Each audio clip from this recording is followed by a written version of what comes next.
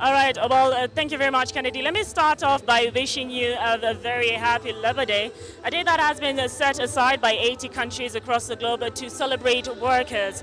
Now, this is a day that was recognized back in 1869, and today in Kenya, Labour Day celebrates its 57th birthday.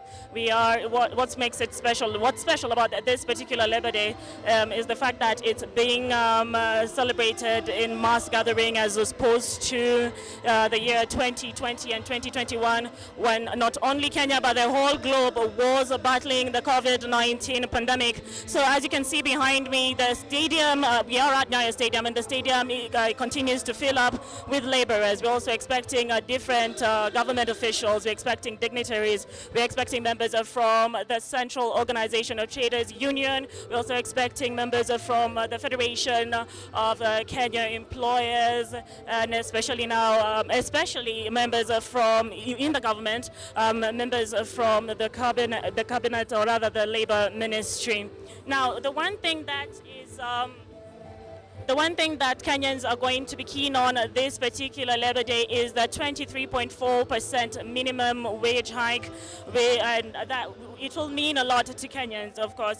This is after not seeing a minimum wage hike for the past 4 years. The last minimum wage hike was in 2017, 2018 at 18%. So a 5.4% increment would mean a 23.4% minimum wage hike, something that was impossible to ask for in the year 2020 and 2021 due to the pandemic. But currently in 2022, it's very clear that the country is trying to rebound economically. So a minimum wage hike is something that Kenyans or laborers in the country will be keen to listen in on.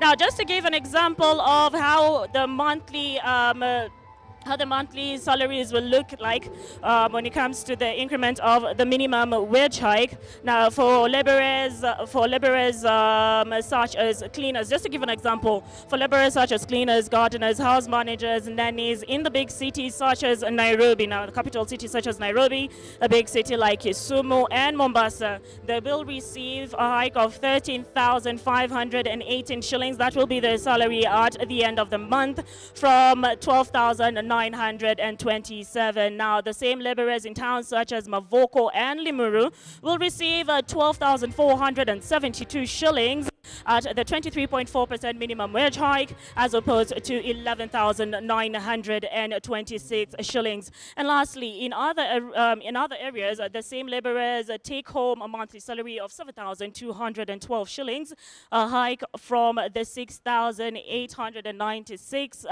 at 18%. And just to be clear, these earnings do not include housing allowance.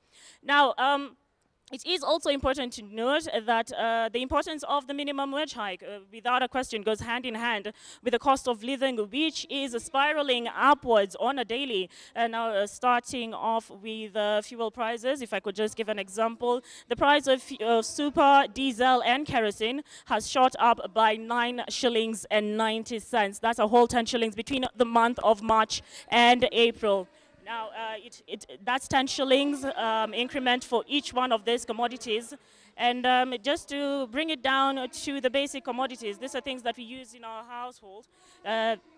They've also become more expensive. There's a hike between the month of March and the month of April. And to give you an example, 1 liter of oil has gone up by a whole 19 shillings and 62 cents. And a 2-kilogram bag of maize has now gone up by 5 shillings. This is just between the month of March and the month of April.